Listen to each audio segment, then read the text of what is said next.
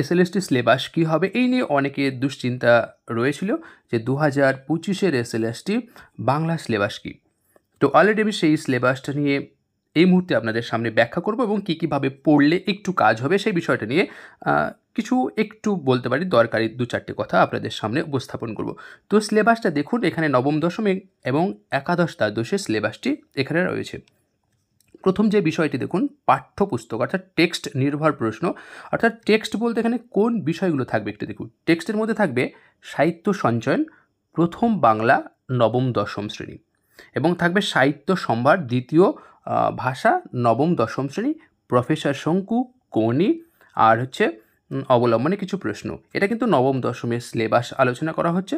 এখানে কী ধরনের প্রশ্ন আসতে পারে তার একটু জাস্ট হিন্টস ওরা দিয়েছে। দেখুন, লেখক পরিচয়, বিষয়বস্তু, চরিত্র, রসবিচার এবং প্রত্যেকটা লাইন, তার সঙ্গে ব্যাখ্যা, টিকা, ভাষা নির্ভর প্রশ্ন এখান থেকে হতে পারে। নবম দশম যেহেতু ব্যাকরণের পাঠ, এখানে কিন্তু ভীষণ ইম্পর্টেন্ট।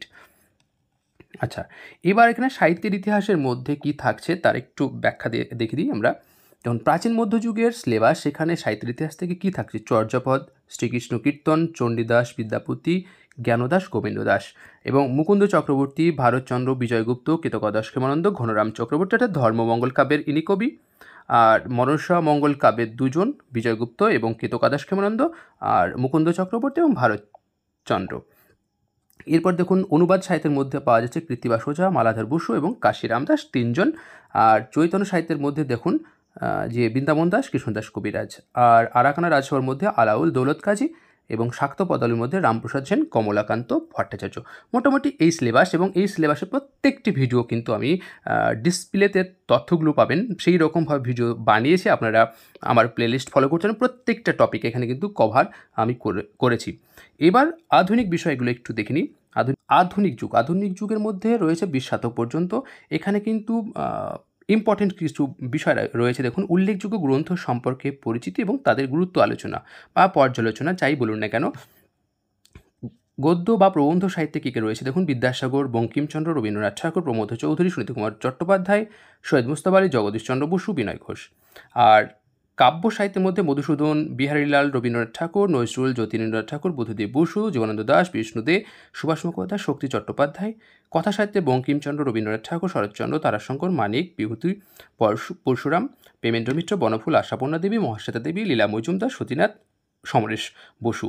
এবং নাটকের মধ্যে মধুসূদন, দীনবন্ধু, গিরিশচন্দ্র, দ্বিজেন্দ্রলাল রায়, রবীন্দ্রনাথ। মোটামুটি ম্যাক্সিমাম ভিডিওই কিন্তু আমি বানিয়ে দিয়েছি, এবং কী ধরনের কেমনভাবে পড়তে হবে টোটালি সেইভাবেই কিন্তু আলোচনা করা আছে। এগুলো খুব আমি দ্রুত পড়লাম, কারণ এগুলো সব তথ্যগুলো সিলেবাসগুলো অনেকের কাছে রয়েছে যেহেতু।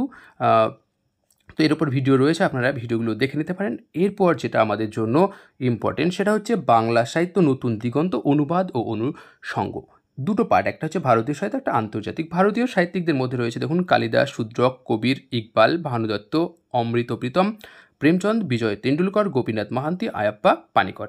এবং আন্তর্জাতিক সাহিত্যের মধ্যে Shakespeare, Tolstoy, Chekhov, Maupassant, Goethe, Neruda, Gabriel Garcia Marquez, Langston Hughes, Ernest Hemingway আর টি.এস. এলিয়ট।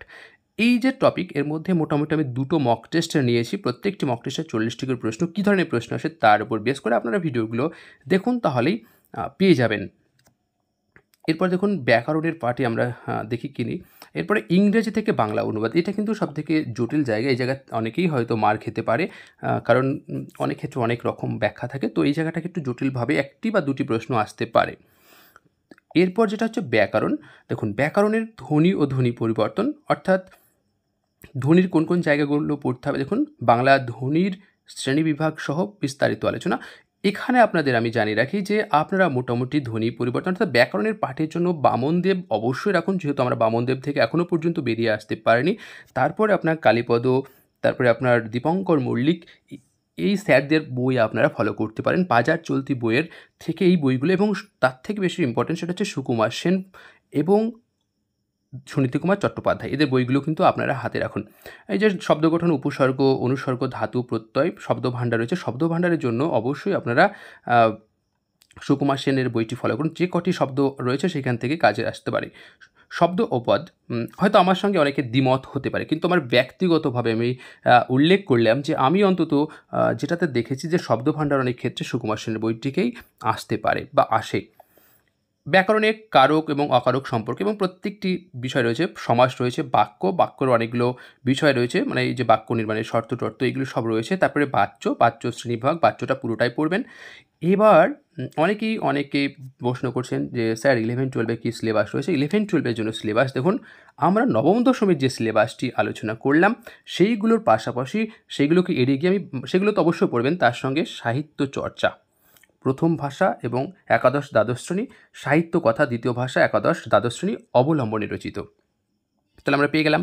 শুধু তাই নয়, বাংলা শিল্প সাহিত্য সংস্কৃতির জন্য যে বইটি আমাদের জন্য গুরুত্বপূর্ণ সেটা হচ্ছে বাঙালি ভাষা ও সংস্কৃত, যেটা একাদশ শ্রেণীর বই, এবং বাংলা ভাষা ও শিল্প সাহিত্য সংস্কৃতি ইতিহাস দ্বাদশ শ্রেণীর, সবথেকে ইম্পর্টেন্ট। আর বাকি যেগুলো দেখুন অনুবাদ অনুষঙ্গ একই ব্যক্তি রয়েছে, আমি আর এখানে আলোচনা করলাম না। ব্যাকরণের ক্ষেত্রে সেম টু সেম রয়েছে। আর সবথেকে বেশি ইম্পর্টেন্স আমাদের যেটা দিতে হবে সেটা হচ্ছে সাহিত্যের উপবৃত্তি। এখানে কি রয়েছে দেখুন, এটা কিন্তু একাদশ দ্বাদশ শ্রেণীর কাব্যর মধ্যে মহাকাব্য, গীতি, কবিতা এই দুটো পার্ট আপনারা দেখবেন। নাটকের মধ্যে ট্র্যাজেডি, কমেডি, প্রহসন এবং একাঙ্কনার, উপন্যাস, ছোট গল্প, প্রবন্ধ, রূপবৈচিত্র্য, এইগুলোর জন্য আপনারা অনেক বই আপনারা পেয়ে যাবেন। তার মধ্যে কুন্তল চট্টোপাধ্যায় পড়তে পারেন। তারপরে আরও অনেক সাহিত্যিকরা মানে এই বিষয়ে লিখেছেন। ক্ষুদিরাম দাসের একটি বই রয়েছে, আপনারা ফলো করুন। বাজার চলতি বইয়ের থেকে আপনারা যেটা দেখবেন সবথেকে পুরাতন যারা এই বিষয়ের উপর কাজ করেছে তাদের বইগুলোকে আপনারা ফলো করুন, তাহলে অন্তত কাজ হবে। এবং এই বিষয়ের উপর আমি ভিডিও বানিয়ে দেবো, আপনারা এই ভিডিও মানে ইউটিউব চ্যানেলের সঙ্গে জুড়ে থাকুন। তেমনভাবে কিছু বললাম না। তো যাই হোক, আজকের আলোচনা এইখানেই শেষ করলাম। আশা করি আপনাদের কিছুটা ডাউট ক্লিয়ার হলো। ধন্যবাদ।